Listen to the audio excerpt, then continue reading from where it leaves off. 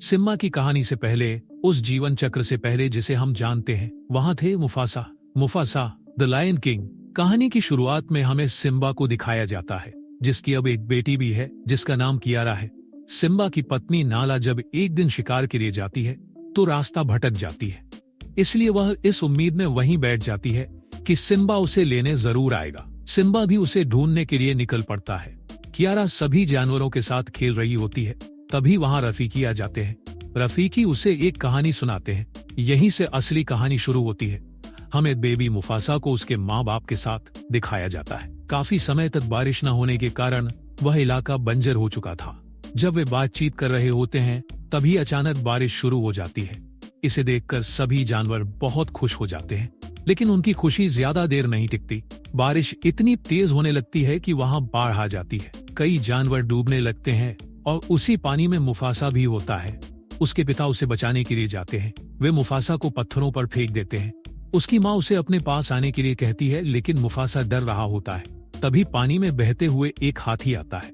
हाथी के टकराने के कारण मुफासा एक बार फिर पानी में गिर जाता है। पानी में बहते बहते वह अपने परिवार से दूर चला जाता है। वहीं उसकी मुलाकात अपनी ही उम्र के शेर टाका से होती है। टाका उसे बताता है कि तुम्हारे पीछे मगरमच्छ है। मुफासा तैरते हुए किनारे तक आता है। टाका उसे बचाने की कोशिश करता है, लेकिन मगरमच्छ पास आ चुके होते हैं। तभी टाका की माँ आकर उन्हें बचा लेती है।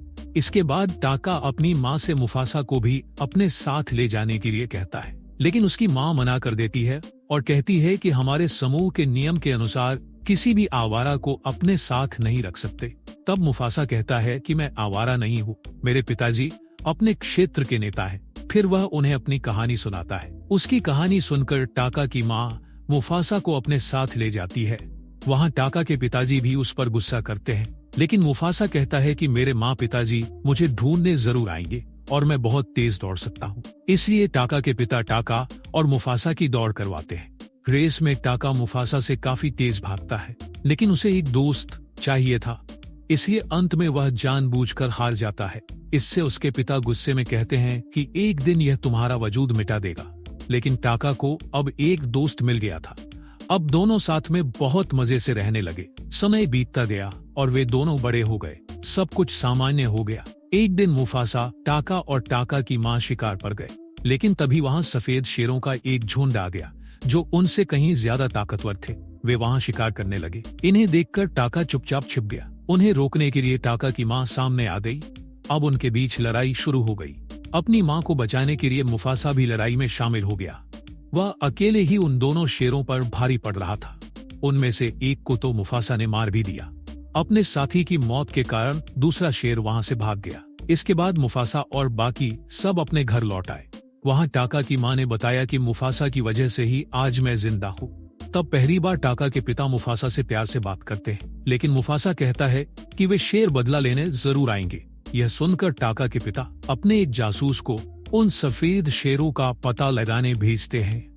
जब वह जासूस सफेद शेरों के पीछे जाता है तो उसे पता चलता है कि जिसे मुफासा ने मारा था वह राजा का बेटा था और अब वे बदला लेने की तैयारी कर रहे हैं। लेकिन इससे पहले वे उस बचे हुए शेर को भी मार देते हैं, जिसे जासूस देख लेता है। वह जाकर अपने राजा को आगाह कर देता है। यह सब सुनकर टाका के पिता टाका को वहां से भाग जाने को कहते हैं। अगली सुबह टाका की माँ कहती है कि दूर जो पहाड़ है उसका नाम है मालेनी। जब तक यहाँ सब कुछ ठीक नहीं हो जाता तुम्हें वहीं रहना होगा। टाका और मुफासा उस पहाड़ की ओर निकल पड़ते हैं, लेकिन सफेद शेरों का समूह भी वहां पहुंच जाता है। वे पूछते हैं कि मेरे बेटे को किसने मारा, लेकिन कोई कुछ नहीं बताता। तभी उनमें से एक सफेद शेर को पता चल जाता है कि दो शेर यहाँ से भाग चुके हैं। अब वे उनका पीछा करने लगते हैं। वे बहुत तेज थे, इसलिए जल्दी ही उनके पास पहुंच गए। तब राजा पूछता है कि मेरे बेटे को किसने मारा। तब मुफासा कहता है कि मैंने मारा, लेकिन वे उसकी बात नहीं मानते और टाका को मारने की धमकी देते हैं। इसलिए वे दोनों भागते भागते पहाड़ी के आखिरी किनारे तक पहुंच जाते हैं। इससे पहले कि सफेद शेर उन्हें कोई नुकसान पहुंचाए, वे दोनों पानी में कूद जाते हैं। फिर वे किनारे पर पहुंचकर वापस अपनी मंजिल की ओर बढ़ने लगते हैं। तभी उन्हें एक और शेरनी मिलती है जिसका नाम सराबी था। उसके साथ सज्जू नाम का एक पक्षी भी था।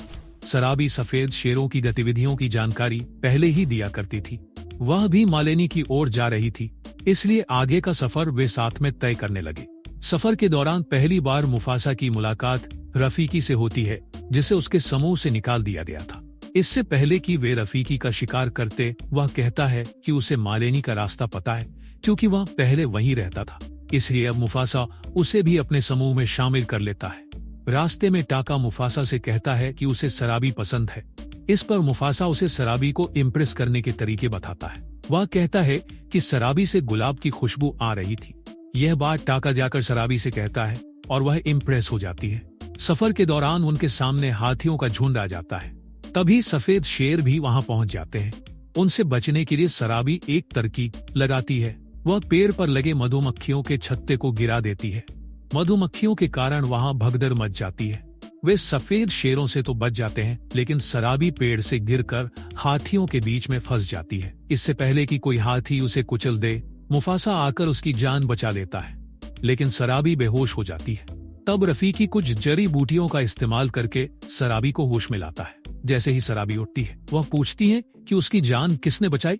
तब मुफासा कहता है कि टाका ने। शराबी टाका को धन्यवाद देती है। सफर जारी रखते हुए वे बर्फीले पहाड़ों तक पहुंच जाते हैं, जहां से मालेनी ज्यादा दूर नहीं था। यहाँ मुफासा सज्जू से निवेदन करता है कि वह उनके पैरों के निशान मिटाता रहे, ताकि सफेद शेर उनका पीछा न कर सके। मुफासा के इस आइडिया से शराबी बहुत प्रभावित होती है। मुफासा और भी ऐसी कई चीजें करता है, जिससे शराबी उसकी ओर आकर्षित होने लगती है। शराबी और मुफासा को करीब देखकर टाका को गुस्सा आने लगता है। उसे अपने पिता की वह बात याद आती है जो उन्होंने उसे चेतावनी देते हुए कही थी। गुस्से में टाका सफेद शेरों के पास जाता है और उन्हें बताता है कि राजा के बेटे को मारने वाला वह नहीं बल्कि मुफासा था। साथ ही वह कहता है कि वह मुफासा को पकड़ने में उनकी मदद करेगा। टाका की इस चाल के बारे में मुफासा को कुछ भी पता नहीं होता। आखिरकार वे अपना सफर पूरा करके मालेनी पहुंच जाते हैं। वहां की खूबसूरती देखकर मुफासा बहुत खुश होता है। वहां सभी जानवर मिलजुल कर रहते थे, लेकिन उनकी खुशी ज्यादा देर नहीं टिकती। जब वे सफेद शेरों को वहां आते हुए देखते हैं, तब उन्हें पता चलता है कि सफेद शेरों को वहां लाने वाला और कोई नहीं बल्कि टाका था। सफेद शेर मुफासा को एक पहाड़ी से नीचे गिरा देते हैं। मुफासा एक छोटी पहाड़ी पर चढ़कर सभी जानवरों से सफेद शेरों के साथ लड़ने के लिए कहता है। वह उन्हें हिम्मत देता है और प्रेरित करता है। मुफासा की बातें सुनकर सभी जानवर सफेद शेरों का सामना करने के लिए तैयार हो जाते हैं। लड़ाई के दौरान सफेद शेरों ने मुफासा को एक पहाड़ी से नीचे गिरा दिया, जिससे वह घायल हो गया। तभी वहां सफेद शेरों का राजा आता है और मुफासा पर हमला कर देता है। मुफासा अब हारने लगता है। ऊपर खड़ा टाका यह सब देखता है और उसे अपने बचपन की याद आ जाती है। उसे मुफासा पर दया आ जाती है, इसलिए वह भी बीच में कूद पड़ता है और राजा से मुफासा को छोड़ने की विनती करता है। लेकिन राजा उसकी बात नहीं मानता, इसलिए अब टाका और मुफासा मिलकर राजा से मुकाबला करते हैं।